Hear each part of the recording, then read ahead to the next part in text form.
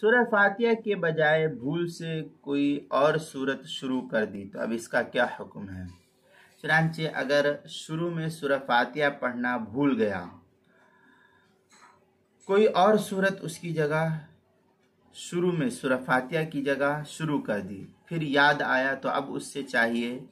پڑھنے والے کو چاہیے کہ سورہ فاتحہ پڑھ کر پھر کوئی سورت اب پھر سرے سے ملائے اور آخر میں سجدہ سہو کر لے تو نماز درست ہو جائے گی۔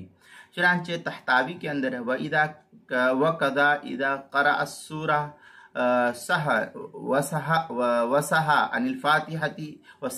الْفَاتِحَةِ ثُمَّ تَذَكَّرَ فَإِنَّهُ يَعُودُ وَيَقْرَأُ الْفَاتِحَةَ وَيُعِيدُ السُّورَةَ۔ اس طریقے کی عبارت جو ہے تحتاوی علی مراقی الفلاح صفحہ 250، فتاوی عالمگیریہ پہلی جلد صفحہ 126، فتاوی تاتار خانیہ جو پرانا چھپا ہوا نسخہ ہے اس کی پہلی جلد صفحہ 716،